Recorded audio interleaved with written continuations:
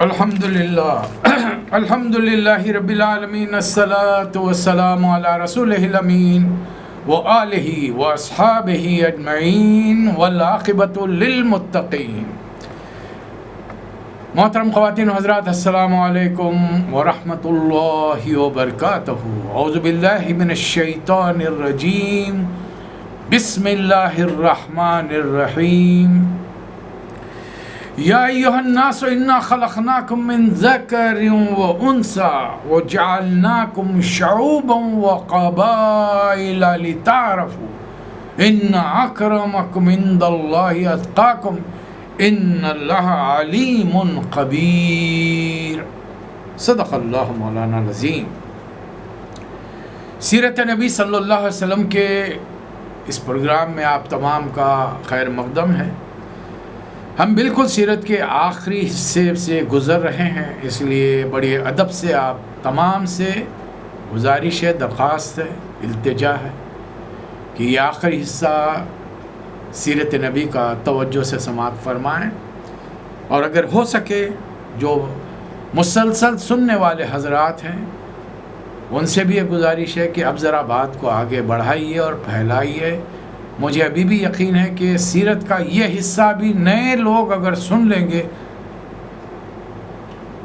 یقیناً اپنے دین کی طرف پلٹیں گے، چاہے وہ کتنا ہی بے نمازی کیوں نہ ہو، آپ کے ملنے والوں میں، آپ کے اطراف میں، محلے والوں میں وغیرہ۔ تو سیرت نبی میں یہ تقریباً 90 سال میں ہم سفر کر رہے ہیں، 9 ہجری ہے۔ سورۃ الحجرات نازل ہوئی، ابتدائی احکامات اسلامی حکومت سے لے کر ہماری انفرادی زندگیوں میں، ہمارے نجی معاملات میں، دوستانہ تعلقات سے متعلق ہدایات دی جا رہی ہیں۔ اب ایک انٹرنیشنل قانون دیا گیا کہ دنیا کے تمام انسان کیا ہیں، ان سے تعارف کیا ہونا چاہیے، اور اسلام کا تعارف آپ کیسے کرائیں گے۔ جو آیت میں نے تلاوت کی، آیت نمبر 13 سورہ حجرات کی، اس کا ترجمہ سماعت فرمائیے۔ لوگو، اے دنیا کے لوگوں، ہم نے تم کو ایک مرد اور ایک عورت سے پیدا کیا اور تمہاری قومیں، برادریاں بنائی تاکہ تم ایک دوسرے کو پہچانو۔ حقیقت میں اللہ کے نزدیک سب سے زیادہ عزت والا وہ ہے جو سب سے زیادہ اپنے رب سے ڈرنے والا ہے۔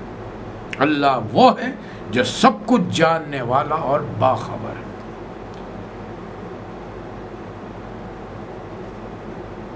The 100 جو کتاب لکھی گئی ہے، اس کا مصنف لکھتا ہے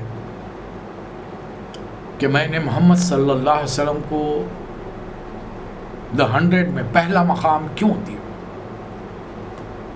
اس کے الفاظ کے مفہوم کچھ اس طرح ہے: انسانی یکجہتی، انسانی مساوات، انسانی حقوق، انصاف، امن، عدل، یہ ساری باتیں حضرت عیسیٰ علیہ السلام کے خطبوں میں بھی بہت کہی گئی ہیں، لیکن حقیقت میں ان پر پریکٹیکلی جو عمل ہو کر ایک دنیا والوں کے سامنے ایک سوسائٹی آئی ہے، پریکٹیکل سوسائٹی، یہ قائم کی ہے محمد صلی اللہ علیہ وسلم۔ 23 سال کی مختصر سی مدت میں آپ نے عرب کی سرزمین پر اسلام کے، اللہ کے احکامات کی بنیاد پر ایک سوسائٹی کو تشکیل دیا، اور صحابہ اکرام کی جماعت نے ثابت کر کے بتایا کہ اللہ کے احکامات پر چلنا مشکل نہیں، بہت آسان ہے۔ صرف دل کی خواہشات پر، شیطانی وسوسوں پر، دنیا کی رنگینیوں سے تھوڑا کنارہ کشی اختیار کریں، دوری اختیار کریں، اللہ کے راستے پر چلنا بہت آسان۔ اور اس آیت کی تشریح رسول اللہ صلی اللہ علیہ وسلم کی وہ حدیث بیان فرماتی ہے جس میں آپ نے فرمایا، کسی گورے کو کسی کالے پر، کسی عجمی کو کسی عربی پر کوئی فضیلت نہیں ہے الا بالتقوی ان اکرمکم عند اللہ اتقاکم۔ اور اس کی مثالیں ہم دیکھتے ہیں۔ فتح مکہ کے موقع پر جب حضرت بلال رضی اللہ تعالی عنہ کو حضور اکرم صلی اللہ علیہ وسلم نے حکم دیا کہ کعبۃ اللہ کے اوپر چڑھ جاؤ اور اذان دو، وہ سردار جن کو ابھی ابھی معافی ملی ہے، بڑے بڑے مکے کے سردار، حرم کے حدود میں کونے میں بیٹھے ہیں اور برے برے منہ بنا رہے ہیں، فقرے کس رہے ہیں، جملے کس رہے ہیں۔ ایک نے کہا کہ شکر ہے میرا باپ آج زندہ نہیں رہا، ورنہ اس کالے حبشی کی آواز سن کر تو مر جاتا ہوں۔ نعوذ باللہ، آپس میں باتیں کر رہے ہیں۔ اب بتائیے، وہاں حضرت ابوبکر موجود ہیں، عمر، عثمان، علی، عشرہ مبشرہ، اصحاب بدر رضی اللہ تعالیٰ عنہم سارے موجود ہیں، لیکن رسول اللہ صلی اللہ علیہ وسلم نے کسے حکم دیا اذان دینے کا؟ کعبۃ اللہ کے اوپر چڑھ کر۔ اور پھر رسول اللہ صلی اللہ علیہ وسلم نے وہاں سے گزرتے ہوئے ٹھہر کر ان سرداروں سے کہا، کچھ باتیں کر رہے تھے تم لوگ؟ تو کہنے لگے ہاں کچھ اپنی بات سے۔ فرمایا کہ نہیں، تم لوگ یہ اور یہ اور یہ جملے کہہ رہے تھے۔ ششدر رہ گئے، حیران رہ گئے، زبان سے اقرار کرنا پڑا کہ واقعی آپ اللہ کے رسول ہیں، ورنہ یہاں تو کوئی ہے نہیں آپ کو جا کر اطلاع دینے والا، آپ تو دور سے تشریف لا رہے ہیں۔ یہ وہ معاشرہ تھا۔ حضرت عمر رضی اللہ تعالی عنہ خلیفہ بنے ہوئے ہیں، بڑے بڑے سردار ملنے کے لیے آئے، بیٹھے ہوئے بات کر رہے۔ اطلاع ملی خباب بن ارت تشریف لائے، تو ان سرداروں سے کہا ذرا پیچھے ہٹ جاؤ، اور حضرت خباب بن ارت کو اپنے بازو بٹھا لیا۔ پھر اطلاع ملی ایک اور غلام صحابی آئے، ان لوگوں سے کہا کہ اور پیچھے ہٹو۔ حضرت بلال آئے، اور پیچھے ہٹو۔ آخر میں وہ لوگ دہلیز کے قریب پہنچ گئے۔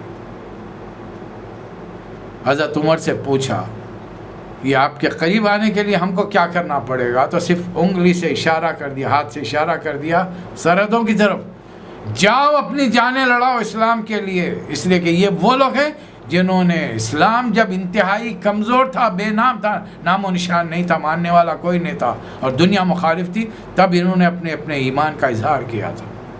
اس لیے یہ لوگ جس مقام کے مستحق ہیں تم نہیں بن سکتے۔ یہ مقام حاصل کرنا تو جاؤ قربانیاں دو، جان مال کی قربانیاں دو، پھر اللہ تعالیٰ وہ درجے و مقامات دے گا۔ یہ رتبہ بلند ملا جس کو مل گیا، ہر ایک کے نصیب میں دار و رسم کا۔ اسلام بڑے چھوٹے کا فرق نہیں کرتا۔ آج ایک اعلیٰ ترین گھرانے کا، دیندار گھرانے کا ایک آدمی اگر یہ کہتا ہے کہ میں نماز نہیں مانتا، میں شراب کو حلال سمجھتا ہوں، وہ اسلام کے دائرے سے نکل گیا۔ اور ایک فاسق و فاجر، گنہگار، خطا کار، قاتل، مجرم، شرابی، جواری اگر یہ کہتا ہے کہ میں تمام گناہوں سے توبہ کرتے ہوئے کلمہ شہادت ادا کرتا ہوں دو آدمیوں کے سامنے، دو مسلمانوں کے سامنے، وہ اسلام میں آ جائے گا، اور اپنے تقوی کی بنیاد پر، قرآن فہمی کی بنیاد پر، دین پر چلنے کی بنیاد پر وہ مسلمانوں کی امامت کر سکتا ہے مساجد میں۔ یہ ہے اللہ کا دین۔ آئیے آگے بڑھتے ہیں۔ قالت الاعراب آمنا، کچھ بدو آئے اور کہنے لگے کہ ہم بھی ایمان لائے۔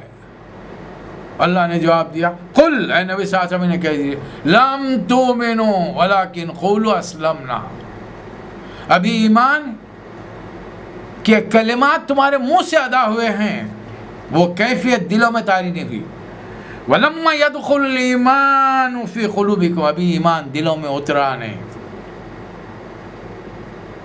تم رسول اللہ صلی اللہ علیہ وسلم کو تو خوش کر لو گے، وہ دلوں کا حال نہیں جانتے۔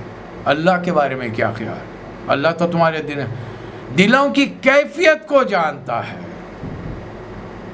پھر تم اس سے کیسے چھپ کے رہو گے؟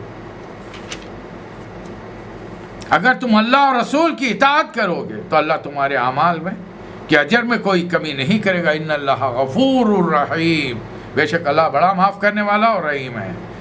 اب مومنوں کی تعریف کیا؟ مومن کون ہوتے ہیں؟ اللہ یہ بتا رہا ہے، انما المومنون الذین آمنوا باللہ ورسولہ، اللہ رسول پر ایمان لاتے ہیں۔ دیکھیے اس کو سمجھنے کی چیز ہے۔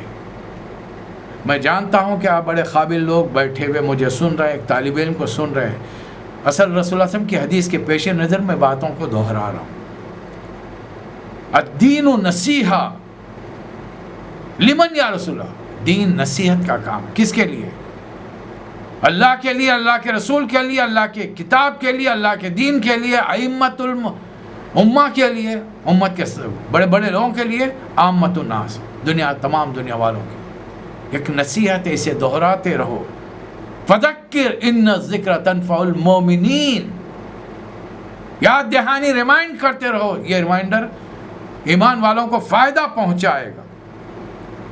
اللہ رسول پر ایمان کا مطلب سب کانٹیننٹ کے مسلمانوں نے، ہمارے باپ دادا، ان کے باپ دادا، ہمارے خاندان والوں نے یہ سمجھا. اللہ کو تو مان لیا، کلمہ پڑھ کے مسلمان کے گھر میں پیدا ہوئے ہیں. صبح اٹھتے ہیں تو کلمہ شہادت پڑھو، اشہد ان لا الہ الا اللہ وحدہ لا شریک لہ واشہد ان محمد عبدہ ورسولہ. رات میں سوتے ہیں تو کلمہ شہادت پڑھتے ہیں. اور کیا کریں گے؟ نہیں، یہ ماننا نہیں ہوا. یہ تو منہ کے کچھ الفاظ ہیں جو ہم نے دوہرا دیے ہیں. وہی بات ہوئی، وَلَمَّا يَدْخُلُ الْإِيمَانَ فِي قُلُوبِكُمْ، ایمان تو دلوں میں اترا نہیں نا. مجھے یہ بتائیے، جس طریقے سے آج کا مسلمان اللہ اور رسول کو مانتا ہے، اپنے مینیجر، اپنے ایم ڈی، اپنی کمپنی کے اسپانسر، مالک کو بھی ویسے ہی مانتا ہے. وہ آ جائے گا تو ایسی، وہ کوئی حکم، آرڈیننس، اس کو ایک سرکولر جاری کرے گا تو اس کی وہی ویلیو ہوگی جو آج ہم نے قرآن اور حدیث کی دے رکھی ہے. سمپل سی مثال ہے، معمولی سی مثال ہے. وہ تمام کام کرنے والوں کے لیے کسی جگہ کرے، چھوٹی سے چھوٹی دکان پر. آپ کا ذاتی کاروبار ہے اور بات ہے، لیکن ذاتی کاروبار میں بھی آپ کی پوزیشن کیا رہتی ہے اپنے ماتحتوں سے، اپنے نوکر چاکر سے جن کو آپ نے ملازمت دی ہے. وہ لاپرواہی کریں گے آپ کے احکامات کی، آپ نے جو رولز فریم کیے ہیں اس کی پابندی نہ کریں گے تو آپ خاموش بیٹھ جائیں گے. ہم نے کیا سمجھا؟ مان لو، مان لیا. اب میں آپ نے مجھے جاب دیا، آپ کی کمپنی میں، آپ کے دکان پر، آپ کے بہت بڑے کمپلیکس میں، کہیں بھی آپ نے ملازم، میں بس روز بن ٹھن کر آ رہا ہوں، نہا دھو کر، صاف ستھرے کپڑے، پرفیوم لا کر، اور آپ کے سامنے کھڑے رہ کر، جناب عالی آپ بڑے نیک انسان ہیں، بڑے خوبصورت انسان ہیں، بڑے پیارے ہیں، با اخلاق ہیں، وغیرہ وغیرہ، صرف تعریف کر رہا ہوں. کتنی دیر سنیں گے آپ کے ذہن میں فوری خیال جائے گا، اس کو میں تنخواہ دے رہا ہوں اور یہ کام کرنے کی جگہ پر کھڑا ہوا میری تعریف کر رہا ہے. تھوڑی دیر تک تو اچھی لگے گی، 1 دن 2 دن 3 دن آپ شاید مجھے ٹالریٹ کریں گے، اس کے بعد میں تعریف ہو گئی، میاں جا کے کام کرو. اب مگر میں دفتر کی اس سیٹ پر بیٹھ کر، کمپنی میں، کارخانے میں اس جگہ پر کھڑے رہ کر کام کرنے کے بجائے صرف یہ کہتا ہوں کہ صاحب کمپنی کے مالک بڑے نیک انسان ہیں، بڑے اللہ والے ہیں، ہمدرد ہیں، ہر کسی کی مدد میں لگے ہوئے رہتے ہیں. صرف یہ تعریف کرتا رہوں اور میرے اطراف کے لوگ جا کر آپ کو اطلاع دیں، اور ساتھ میں میرا فورمین بتائے کہ آج اس نے دن بھر میں کوئی کام نہیں کیا سوائے آپ کی تعریف کرنے کے، تو آپ تنخواہ دیں گے مجھے؟ ایمانداری سے بات رہی. تو پھر یہ صرف اللہ رسول کو مان لینا، یہ اللہ نے قرآن کس لیے نازل کیا؟ یہ احکامات، اس میں احکامات زندگی ہیں. میں سیرت قرآن کیوں بیان کر رہا ہوں؟ یہ دماغ سے بات نکل جائے کہ قرآن اتنا مقدس کلام ہے کہ بس اس کی روانی میں تلاوت کرتے رہو، ناظرہ پہ ناظرہ پڑھتے رہو، سینے پہ پھونک لو، بخار دور کرو، بچوں کی بیماریاں دور کرو، ترقی کے لیے دعا کر لو، پھر اس کے مخمل کے غلاف میں لپیٹ کے اوپر رکھ دو. نہیں، اس لیے نہیں ہے. میں اس میں بتا رہا ہوں اپنے آپ کو اور آپ کو، رسول اللہ صلی اللہ علیہ وسلم کی سیرت مبارکہ قرآن میں ڈلی ہوئی ہے. اللہ کے ایک ایک حکم پر آپ نے عمل کیا، صحابہ کرام کو عمل کرایا، بتایا. تبھی تو اس غیر مسلم نے یہ اسٹیٹمنٹ دیا کہ جو تعلیمات صرف عیسیٰ علیہ السلام کی کتابوں میں، ان کی تعلیمات میں احکامات ملتے ہیں، وہ صرف زبانی ہیں، اخلاقی چیزیں. اس بنیاد پر ایک معاشرہ تشکیل دے کے بتایا ہے محمد عربی صلی اللہ علیہ وسلم. یہ ہے ایمان لانا کہ اللہ کیا چاہتا ہے مجھ سے، رسول کیا چاہتا. اللہ چاہتا ہے کہ دنیا میں تم جو احکامات اس نے نازل کیا اس پر چلو. رسول چاہتے ہیں کہ میرے طریقے پر چلو. حکم اللہ کا ہوگا، طریقہ میرا ہوگا. چلیے عمل کر لیا. رسول اس سے ایکسٹرا چاہتے ہیں جو اللہ بھی چاہتا ہے. اللہ نے اس کے لیے واضح طور پہ فرمایا کنتم خیر امت. یہ محمد صلی اللہ علیہ وسلم کے گھر میں نے تم کو یوں ہی پیدا نہیں کر لیا. بعض میرے رفقا، میرے ساتھی بسا اوقات جذبات میں آ کر بڑے محبت کرتے ہیں، ہمارے حلقے کے لوگ کہتے ہیں کہ آپ ہمارے استاد ہیں، آپ نے سکھایا، ہم آپ سے سیکھیں. نہیں، مجھے یقین ہے کامل ہے کہ اللہ تعالیٰ نے جس فرد کو بھی، چاہے وہ دیہاتی ہو یا شہری ہو، پڑھا لکھا ہو یا ان پڑھ ہو، مالدار ہو یا غریب ہو، رسول اللہ صلی اللہ علیہ وسلم کے امتیوں میں پیدا کیا ہے تو کوئی خوبی، کوئی ٹیلنٹ اس کے اندر ہڈن ہے، چھپا ہوا ہے. میں تو صرف شوق دلاتا ہوں، اس لیے کہ مجھے بھی ایک خاص وقت میں پتہ چلا زندگی آدھی سے زیادہ جہالت اور لاپرواہی میں گزارنے کے بعد کہ ہاں میں تقریر کر سکتا ہوں. اسکول، کالج، یونیورسٹی میں کبھی میں نے تقریر نہیں کی. اللہ نے تھوڑا سا دماغ دیا، یادداشت تھوڑی مضبوط کی تھی، چیزیں یاد ہو جاتی ہیں. جب سیرت یاد ہو گئی تو پھر مزید یاد ہے، مزید اور کیا یاد کریں گے. لوگ مجھ سے بعض خود مطالبہ کرتے ہیں آپ مختلف عنوانات پہ گفتگو نہیں کرتے. نہیں کرتا بھائی، میرے لیے سیرت کافی ہے. یہ سیرت قرآن کے اندر ہے، بس دیٹس آل. مجھے اور دوسرے بڑے بڑے ٹاپک پہ، عنوان پہ، وہ علماء بیٹھے ہوئے ہیں بولنے کے لیے. میں طالب علم ہوں. طالب علم کیا چاہتا ہے؟ امتحان میں کامیاب ہو جائے. میں چاہتا ہوں کہ آپ بھی کامیاب ہو جائیں، میں بھی کامیاب ہو جاؤں. بس آخرت کے امتحان میں اور آپ کامیاب ہو جائیں. اب آپ کی نیکیاں، آپ کے تقوی آپ کو بڑے درجات دیں گے میری بنسبت انشاءاللہ تعالی. لیکن شاید آپ لوگوں کو سنا کر اپنا سبق، آپ لوگوں کے ساتھ رہ کر اللہ تعالیٰ مجھے بھی بخشش سے نواز دے. تو اللہ فرما رہا ہے ایمان لاؤ اللہ پر، رسول پر، پھر اس بارے میں کوئی شک مت ہو. ولا یرتاب، لم یرتاب، شک میں مت ہو، اور اللہ کے راستے میں کوشش کرو. وجاہدوا باموالہم وانفسہم، ایمان والے تو وہ ہیں جو اپنے مالوں سے، اپنے نفسوں سے. نفس پر جہاد یہ ہے کہ میں ہر برے کام سے دور رہوں. مال سے جہاد یہ ہے کہ مال اپنی ضروریات سے جو بچ جائے میں دنیا میں لگاؤں اس دین کی تبلیغ کے لیے، یا پھر اپنے اطراف و اکناف کے مسلم غیر مسلم حاجت مندوں ضرورت مندوں تک پہنچانے کے لیے، تاکہ جب میں لوگوں کے قریب جاؤں، انہیں کچھ کہوں، ان کی مدد کروں تو ان کے دل پگھلیں.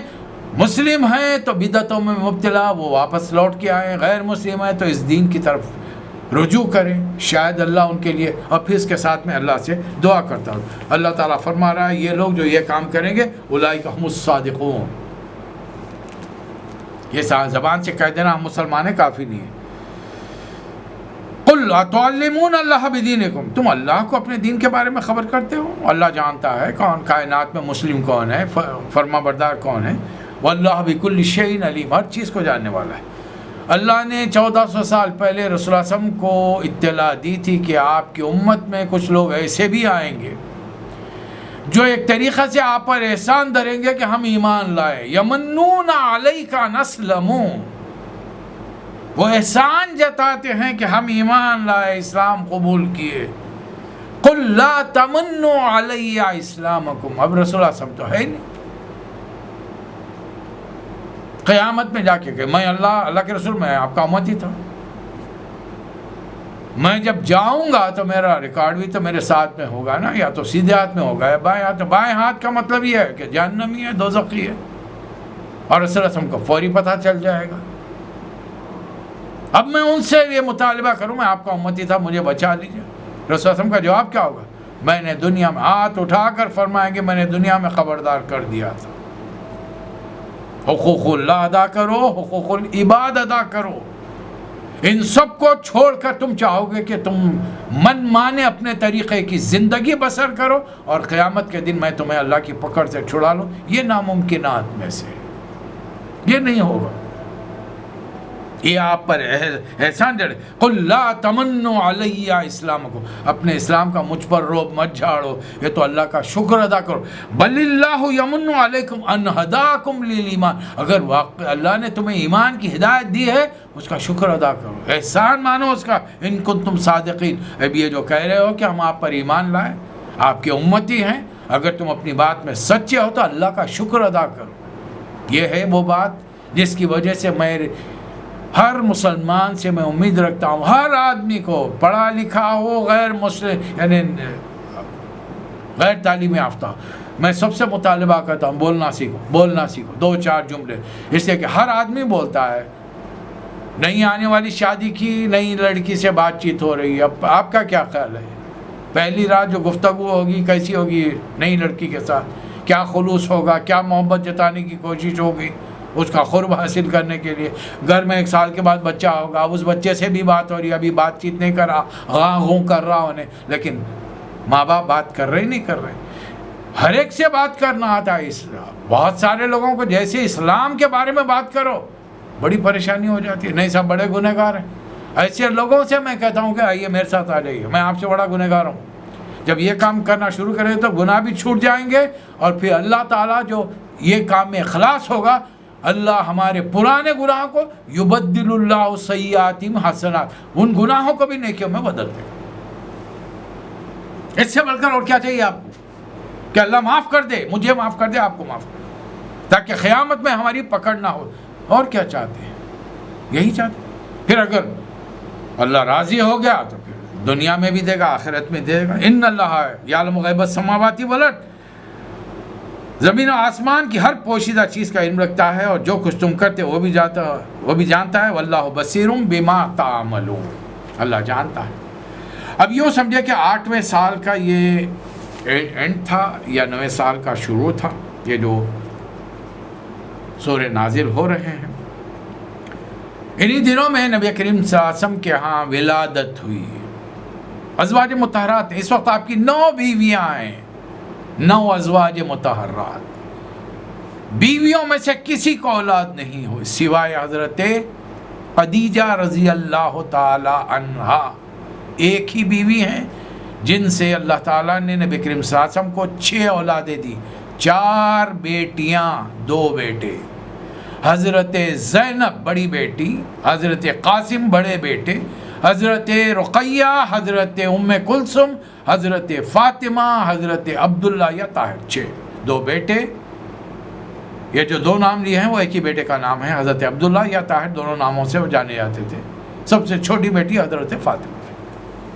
اب اللہ نے ایک اور بیٹے سے نوازا، اور یہ ہیں حضرت ماریہ قبطیہ رضی اللہ تعالی عنہا کے بطن سے، جو ایمان لا چکی ہے، لیکن نبی صلی اللہ علیہ وسلم نے چونکہ آپ کو تحفے میں بھیجی گئی تھی، آپ نے اسی حیثیت سے انہیں رکھا، نکاح نہیں کیا۔ بہت سارے مسلمانوں کے حلق کے نیچے بات نہیں اترتی۔ اللہ کے یہ احکامات آج عام میرے لیے اور آپ کے لیے ہیں۔ بہت سارے سورہ پڑھیے، 23واں سورہ پڑھ لیجئے، سورۃ المومنون۔ قد افلح المومنون الذین هم فی صلاتہم خاشعون والذین هم عن اللغو معرضون والذین هم للزکاۃ فاعلون والذین هم لفروجہم حافظون الا علی ازواجہم او ما ملکت ایمانہم فانہم غیر ملومین۔ کس کے بارے میں ہے یہ؟ قد افلح المومنون۔ قد افلح، نبی نہیں آیا یہاں پر، رسول نہیں آیا، صدیق نہیں آیا وہاں پر، صحابہ اکرام کا لفظ نہیں آیا۔ مومنون، آپ کون ہیں؟ میں کون ہوں؟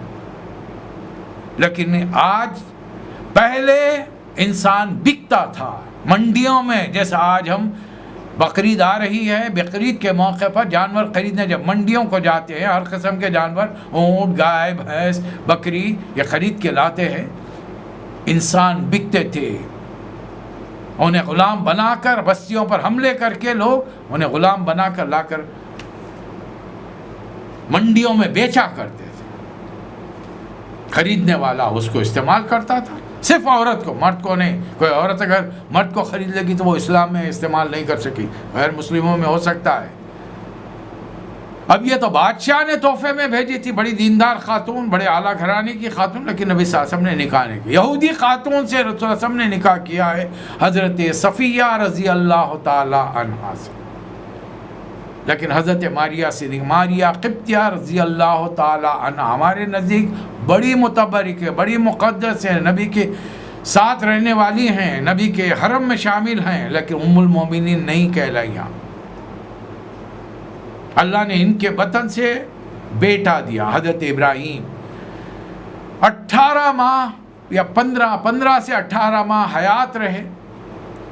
نبی صلی اللہ علیہ وسلم کو اتنی محبت تھی کہ روز بستی کے باہر رکھے تھے ان کو ایک دودھ پلانے والی کے لیے، ان کے پاس جاتے تھے، حالانکہ وہ لوہار کی بیوی تھی، وہاں جاتے تھے، وہاں بیٹھتے تھے، حضرت ابراہیم کو گود میں لیتے تھے. اور بہرحال اللہ تعالیٰ نے نبی کو ابھی آزمائشوں سے گزارنا ہے. عمر ہو چکی ہے تقریباً 61 ایئر. اللہ نے یہ بیٹا دیا، 15 سے 18 مہینہ 1.5 سال رکھا، واپس بلا لیا.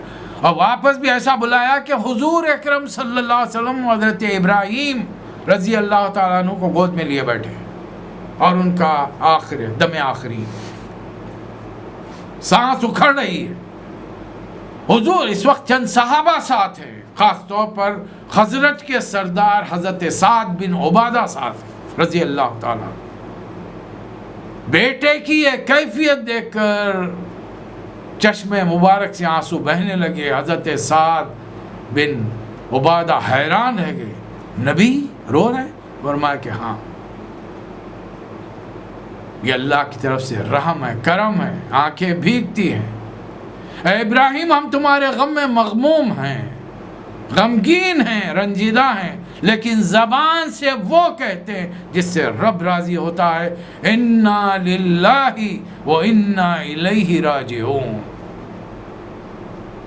حضرت ابراہیم کا انتقال ہو گیا. اتفاق سے اس دن سورج گرہن تھا عرب میں، اور عربوں کا یہ عقیدہ، بلکہ آج کل دنیا میں بھی یہی عقیدہ ہے. چاند گرہن ہو، سورج گرہن ہو تو سمجھتے ہیں کہ دنیا میں کسی بڑے انسان کی موت واقع. اب ان کے نزدیک تو اس وقت مسلمان ہو گئے ہیں، بڑا آدمی رسول کا بیٹا، اس سے بڑھ کر کیا ہوگی. رسول اللہ صلی اللہ علیہ وسلم نے تردید فرمائی، لوگوں کو جمع کیا اور خطبہ دیا. سورج اور چاند اللہ کی قدرت ہے، کسی کے مرنے اور جینے سے ان میں گرہن نہیں لگتا.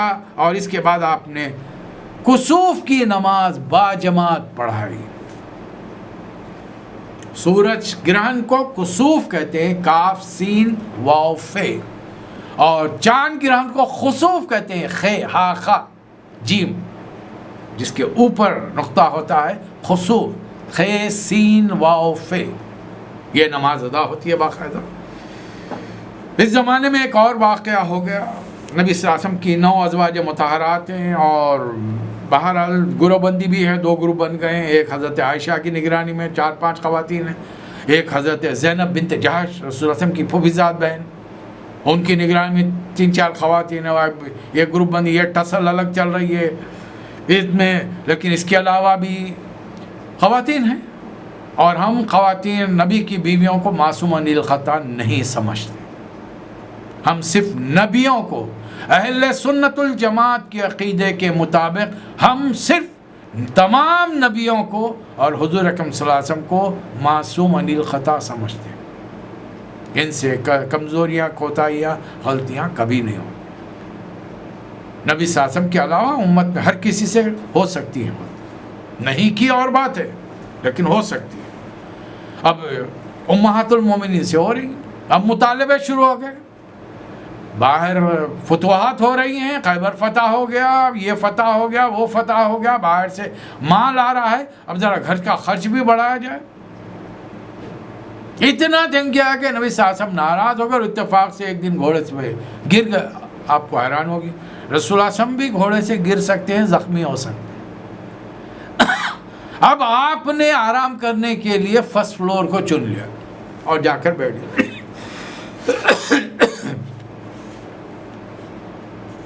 اب یہ جو خواتین ہیں رسول اللہ صلی اللہ علیہ وسلم کے ازواج مطہرات تقریباً بڑے گھرانوں میں سے، ام حبیبہ ابو سفیان کی بیٹی، حضرت عائشہ، حضرت ابوبکر، سب ناز و نام میں پالی ہوئی ہیں. حضرت حفصہ، حضرت عمر کی بیٹی، حضرت صفیہ یہودی سردار کی بیٹی، کیسی شان کی زندگی. بس حضرت جویریہ قبیلے بنو المصطلق کے سردار کی بیٹی ہے. یہ تقریباً خواتین. اب کھانے پینے کے لیے مسئلے پیش آ رہے ہیں.